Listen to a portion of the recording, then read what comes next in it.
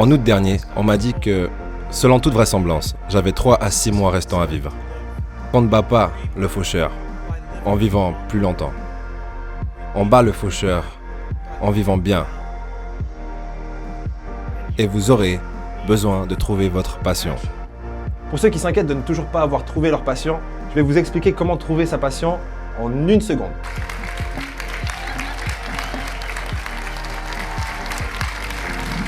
Dans cet épisode, un prof mourant partage un dernier message avec les élèves de l'université dans laquelle il enseignait. J'ai trouvé ça hyper touchant, j'en suis encore un peu tout froissé. Et pour les abonnés qui souhaitent profiter d'une opportunité qu'on souhaite justement offrir à nos abonnés, restez jusqu'à la fin de la vidéo, ça pourra peut-être vous intéresser.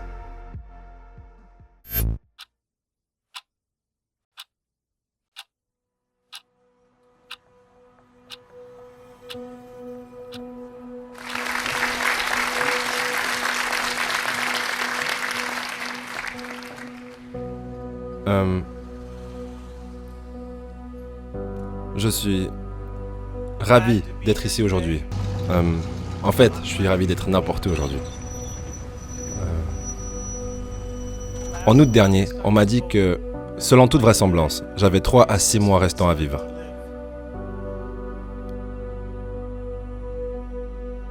Je suis au moins 9 maintenant. Et je ne vais pas me baisser et faire des pompes.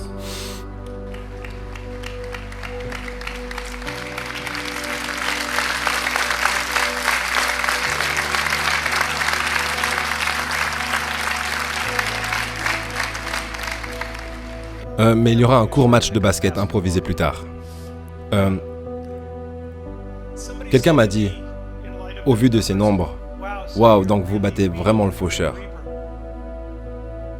Et ce que j'ai dit sans même y penser, c'est qu'on ne bat pas le faucheur en vivant plus longtemps. On bat le faucheur en vivant bien et en vivant entièrement.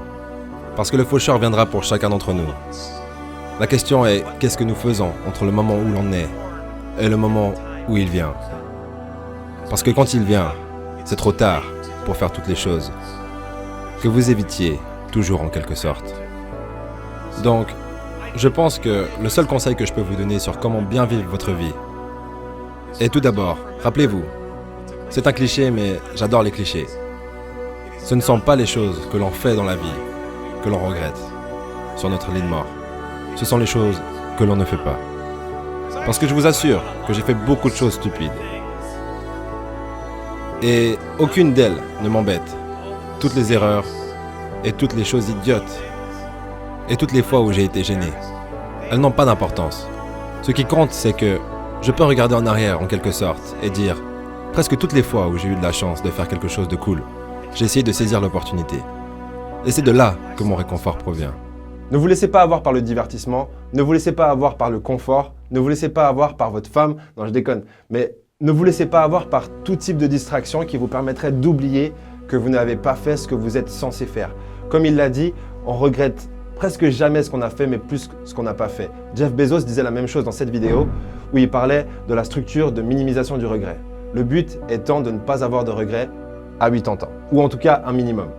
Et du coup, peu importe où vous regardez ça, quelle est cette chose que vous êtes censé faire, que vous repoussez et que vous ne ferez peut-être pas et que vous regretterez probablement dans le futur? Quelle est cette chose?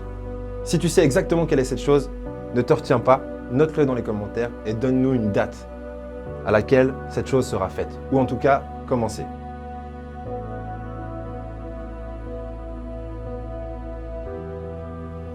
La deuxième chose que j'ajouterai à cela, et je ne me suis pas organisé sur le sujet de ce mot, mais je pense que c'est le bon mot qui me vient, c'est la passion.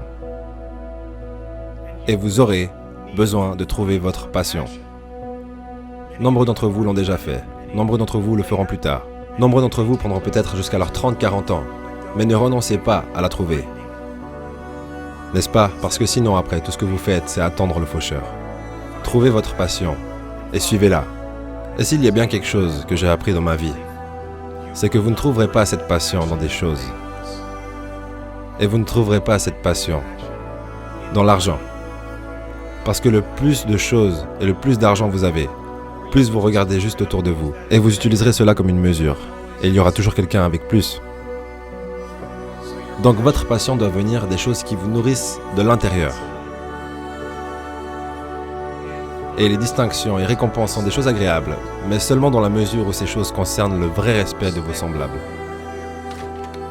Et d'être respecté par les autres personnes dont vous pensez encore plus de bien est un immense honneur que l'on m'a accordé. Trouvez votre passion.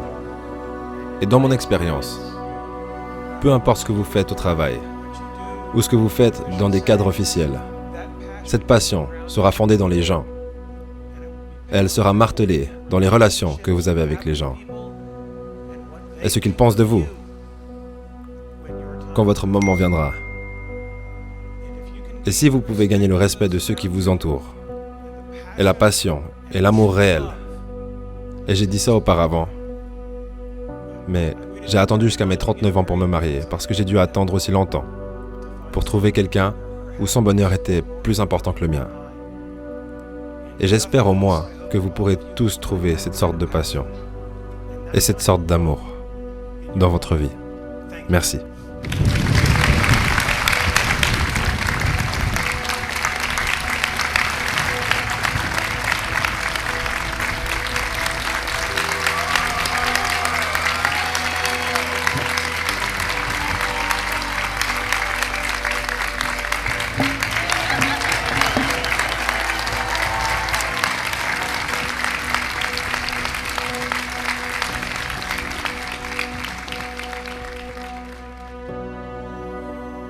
Pour ceux qui s'inquiètent de ne toujours pas avoir trouvé leur passion, je vais vous expliquer comment trouver sa passion en 1 seconde.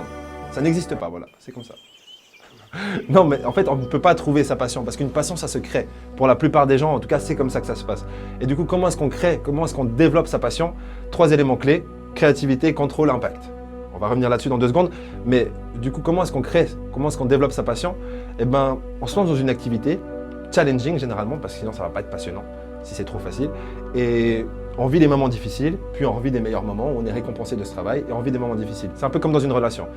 Mais par contre, ce qui est très important dans cette relation, c'est de savoir que si vous n'avez pas assez de liberté créative, vous n'allez pas être satisfait. Si vous n'avez pas assez de possibilités de contrôle et que vous avez un chef qui micromanage tout ce que vous faites, vous n'allez pas non plus être satisfait, donc ça sera difficilement une passion. Et si vous n'avez pas d'impact, donc si ce que vous faites n'impacte pas la vie des gens, ça ne sera pas une passion, ça sera peut-être une activité personnelle que vous faites pour vous, mais ça ne sera pas réellement ce qu'on appelle une passion. Donc une passion, ça se développe à travers les 3 éléments que je viens de vous dire, mais ça se développe aussi à travers le temps. Parce que si vous rencontrez un jeune médecin, la plupart d'entre eux ne seront pas vraiment passionnés. Ils diront oui ou ils hésiteront, parce qu'ils sont au début de cette quête. Mais plus vous avancez dans votre quête, plus vous allez être passionné. Donc ne soyez pas inquiet si vous venez de commencer quelque chose et que vous ne ressentez pas ce sentiment de passion. C'est normal, ça se développe. Ne l'oubliez pas, on ne trouve pas sa passion, on développe sa passion. Et pour ceux qui sont toujours là, il faut que je respire un peu quand même. Ouais, pour ceux qui sont toujours là, l'opportunité est simple. Si vous allez sur argentrepreneur.com/ma-question, le lien est dans la description. Vous allez pouvoir poser une question par écrit ou de vidéo de préférence. Comme ça, on va pouvoir, les abonnés pourront voir les abonnés sur la chaîne et ça sera assez cool. Et vous pouvez poser n'importe quelle question. Si je ne peux pas répondre, je ne répondrai pas, tout simplement. Mais si je peux vous aider, je répondrai à cette question devant la caméra dans une des vidéos à venir. Et comme ça, toute la communauté pourra en profiter. Voilà, ça sera tout pour aujourd'hui. Au prochain épisode. Lorsque je me suis assis, là, il y a 22 ans de ça, ce dont à quoi je ne voulais pas penser, c'était où est-ce que je serais demain.